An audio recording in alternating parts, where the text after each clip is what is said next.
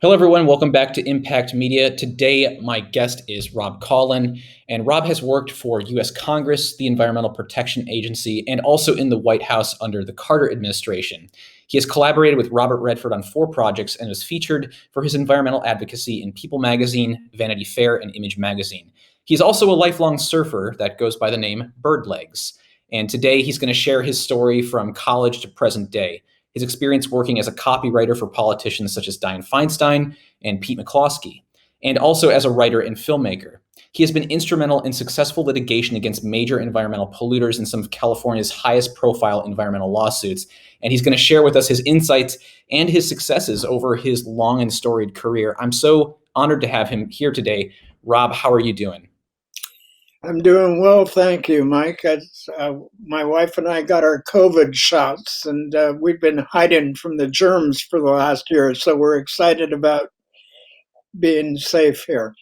I know we were talking about that earlier. I'm so relieved to hear that you got that, and I'm just thankful that we're finally getting this vaccine rollout going, and hopefully by July, it'll be available to everybody. But Rob, let's do a proper introduction here. In your own words, what made you get into politics? Because you're a surfer. Your background was you spent a lot of your time on the waves on the coast here in the Bay Area. How did you find yourself getting into politics?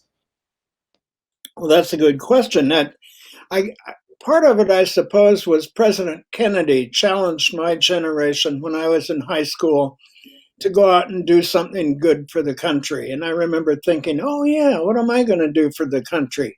My mom was active in politics, and so that being raised by an activist mom was important too. Um, and I got involved in the environmental politics because I was a surfer and I fell in love with the ocean. And I got to meet Captain Jacques Cousteau when I was in college. He came to San Francisco State College where I was going, and I was studying political science. But I was working for the newspaper as one of my college jobs, and I interviewed him and I asked him if he had any advice for young people that were thinking of wanting to help protect the ocean. And he said, yes, don't follow gurus like me. Go out and do it yourself. And I thought, oh, right, that's the right attitude. Don't wait for other people to do stuff. Go out and do what you can do yourself. So that's basically what I did for the next 50 years. I got to meet Captain Cousteau again in Egypt 25, 30 years later. And I introduced myself to him. I was making a TV show about the United Nations conference there in Egypt, and Cousteau came in and I saw him and I went up and introduced myself and said, you know, Captain, you told me something 25 years ago that really had a big effect on my life. And he said, oh, what did I say? And I told him that story and he said, I was right. It was very cool to be able to tell him that he had had an effect on my life. That's amazing to hear. And for those watching, Rob's gotten to work with just some amazing people over the course of his life, and it almost feels like an injustice that I won't be able to talk about all of them here today. So I want to focus in on a couple that really interest me. I read your book here. I actually have it in front of me. It's called A Surfer in the White House, and I recommend everyone to check this book out. I'll post links in the show notes for where you can go and buy it. It's actually printed on 100% recycled paper, by the way, which I thought was a really nice touch. But I really want to ask you about your work with Diane Feinstein. So you were the copywriter on some of her initial campaign material. How did you get into that? Like, how did you get that job? When I got out of college, I studied political science and international relations, and Pete McCloskey was the Republican congressman that ran for Congress in 1967, and he got elected the same year that I graduated. And so I went down and asked him. I walked a precinct for him. He was running against Shirley Temple, the movie starlet, and he was against the war in Vietnam, and I was against the war in Vietnam.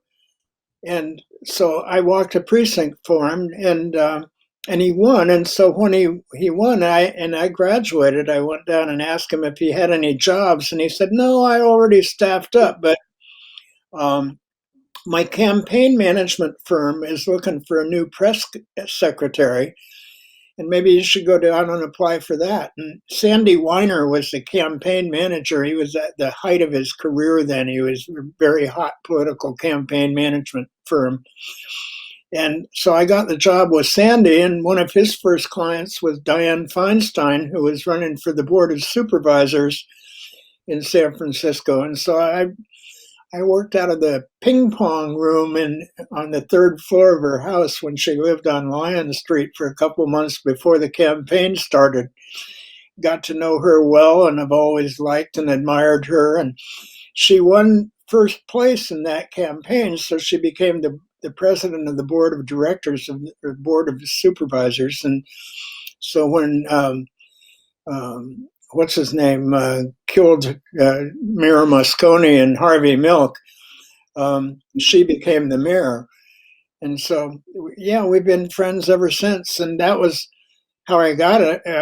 The job with her was Sandy. That was one of his clients. We worked for Jay Rockefeller for governor in West Virginia, and Sam King for governor in Hawaii, and a bunch of other local California campaigns. And it was my kind of like my master's degree in political science and bare knuckles political politics was working for the campaign management firm, and found the impact of media. Your impact media is basically what I know about, is trying to have impactful media. Right. And so you must have gleaned some really important lessons from doing copy editing at that time for Diane Feinstein. And what was some of the most important things you learned or skills you got? Can you give us any examples of campaign material that you wrote that was particularly effective for Diane's campaign? Well, with with Diane, I think the most important thing, I read one of Herb Cain's books. Herb Cain is a fabulous Right. columnist, Chronicle, and he wrote a book called Baghdad by the Bay about San Francisco. And he compared San Francisco to this beautiful, sophisticated lady. And so I thought, oh, yeah, Diane's a beautiful, sophisticated lady. And we could personify her as an example of what San Francisco likes to think about itself. So that was the strategy. And then, and she did great. She was a good campaigner. I have a story in the book about how she was one of the early champions of gay rights in San Francisco. She made a speech the year that Harvey Milk came to San Francisco. Diane was already making speeches in behalf of gay people, and the Chronicle was against her at the time, and so they tried to use that against her. But it actually helped, because all of a sudden our campaign headquarters was filled with these nice looking young guys all dressed nice, and money started coming in, and we were surprised. We were kind of going. And Diane's husband, Bert Feinstein, was the chief neurosurgeon at Mount Zion Hospital, brain doctor. And he used to come into the headquarters on the weekends and say, give me the job that nobody else wants. And I want to help Diane win this thing. And so Bert and I would go out and deliver signs to people that wanted house signs in San Francisco. They like to put signs on their balconies and on their windows. And we would deliver house signs. And then we started having to go to all these gay bars. I didn't know anything about any of that whole realm back then, but having to go into all these gay bars and give Diane Feinstein posters. She was really one of the earliest champions of gay rights in San Francisco. And Harvey Milk gets a lot of credit for being the great champion that he was, but I thought that Diane deserved a footnote for her early leadership in that realm. That's incredible to hear. And I want to really quick ask about we talked about this a little bit earlier, but for people who may be interested in like how do you effectively manage campaigns, you told me a little bit about the importance of doing opposition research. Now there was a specific case here that we were going to talk about. I don't want to jump too far ahead, but can you talk about the importance of doing opposition research when you're writing copy for a campaign? Well, in a political campaign, it is a battle. And so you want to know everything you can about your opponent. Just like in a war, you want to know what their strengths are and what their weaknesses are. So they call it opposition research now. And in the back then in the 70s, I don't even think that title was thought they didn't even use that phrase then. But we were working on Alan Cranston was running for the United States Senate here in California, and he was running against this very rabid right-wing guy named Max Rafferty. And Max Rafferty was a great speaker. He was an Irish guy, and he had this great gift of gab and wrote these wonderful, fiery sentences. And he's a great example of the power of the media and the power of good words. He would say things, and this is a quote. He would say, "Today's youth are sideburns, bearded, beaded, booted, leather-jacketed slobs whose favorite sport is ravaging little girls and stomping polio victims to death." Well, now, that's quite a sentence, right? Yeah. He was a superintendent of public instruction for the state of California at the time. And he said, "Rock and roll music is poisonous venom spewed out by Neanderthal slack-jawed droolers." Those, those are better than William Sapphire's speeches for Spiro Agnew. Spiro Agnew made some pretty inflammatory things, but not as good as Rafferty. And Cranston was a quiet, soft-spoken guy and had no personality at all. And so he was up against Max Rafferty running for United States Senate. And Rafferty at the time was calling kids that were dodging the draft in Vietnam cowardly pinko punks, and just savaging the kids that were against the war. And Sandy, my boss, said, "Go spend the next couple months and find out everything you can about Max Rafferty." So I read Robert Penn Warren's great book, All the King's Men, about the governor of Louisiana, about Huey Long. And that book was a lot about opposition research. It was a story of Huey Long going after the career of this judge. So I'd read that, and I thought, oh, I know what to do. I'll just do like all the King's Men. So I did. I found out everything I could about Max Rafferty. I read his master's thesis. He got his master's degrees in rhetoric. And so we knew that those speeches were not accidental. He was thinking about those things. He was a good writer and a good speaker. And because he had studied it in school, he paid a lot of attention to rhetoric. And at one point, somebody called in and said, "Hey, I hear you're doing research on Max Rafferty." And I said, "Yeah." And he said, "Check his draft record." And I went, "What?" And the guy hung up. So it was just somebody dropped a dime on him. And so I checked his draft record and found out that Max Rafferty had walked with a cane and a limp all through World War II, and nobody had seen the cane or the limp since VJ Day. Wow. Well, I was so excited. I went in and told Sandy, I said, "Hey, boss, what I found." I was so excited. I was fizzing with excitement. And I said, "What are we going to do? We're going to have a press conference?" He said, "Here's what you're going to do. You're going to do nothing. You're not going to tell your wife. You're not going to tell your kids. You're not going to tell your friends. You're not going to tell anybody. You leave it to me."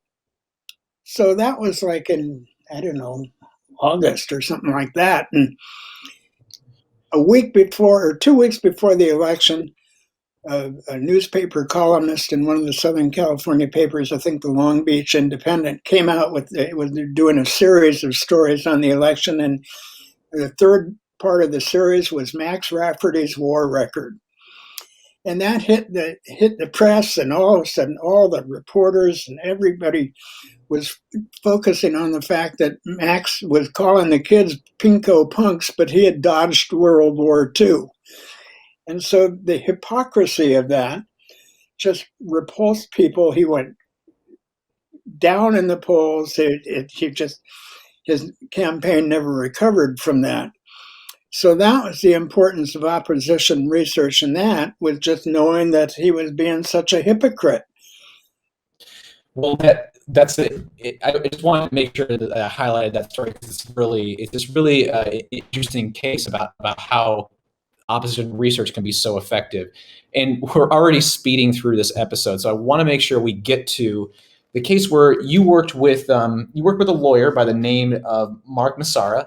And you helped launch some successful litigation against the Simpson Paper Company. I know that we're jumping way ahead and we're skipping over so much important stuff about your life here, but I really want the audience to get a sense of this. And so can you tell us about that case specifically and how Pete McCloskey worked with you on that and helped you win this case? Okay, well, that's one of my favorite stories, and I'll try to keep it short. When I got back from working for President Carter, I worked in the White House there for President Carter during his administration. I came back to California, and because I was a surfer, I'm still surfing. I missed surfing when I was there in Washington. I dreamt about surfing all the time. And I read in the newspaper a story about a little group in Southern California called the Surfrider Foundation that had just got started, and I thought, oh, and they wanted to be involved in environmental issues, helping to protect the ocean. Jacques Cousteau said, "You protect what you love." And so I called them up and said, "Hey, I'm a surfer, and I know something about politics, and I want to help." And so talked with the director. They had about 200 members at the time, and he said, "Well, you can write some newsletter articles or." So I did that, and eventually they made me president of the organization. I always said because I was the only one with white hair and a couple of neckties. And so I became the president of this organization, and we got into this fight with these two paper pulp mills. The young guy that you mentioned, Mark Massara, this was in the 1980s. He's not a young guy anymore, but he's still a good lawyer. He was a young lawyer, and he had been surfing up in Humboldt County up near the Oregon border. And there were good waves up there, but they were turning black because there was so much pollution in the water, and the kids were getting sick and infections and weirdnesses. And so Mark thought that we ought to try and sue him. And because he thought the Surfrider Foundation might have what they call standing and the ability to complain under the Clean Water Act. So we got into this fight, and they're big time lawyers. Their law firm was representing Henry Kissinger, among other people in Washington, D.C., and they're big time tough guys. And they came out and tried to scare us away. Their lawyer came out and said, we're big, we're tough, we're powerful, we got all the money, we got all the connections, we got all we know the law, we helped write the law, so we're going to kick your ass, but we can be friendly about it. That just got my goat, his attitude. And I said, well, you said here in your resume that you used to work at the CEQ, the Council on Environmental Quality. It's the Presidential Advisory Board. And he said, yeah, I worked for the CEQ. That was his environmental credential. And I said, did you work for Gus Speth or did you work for Charlie Warren?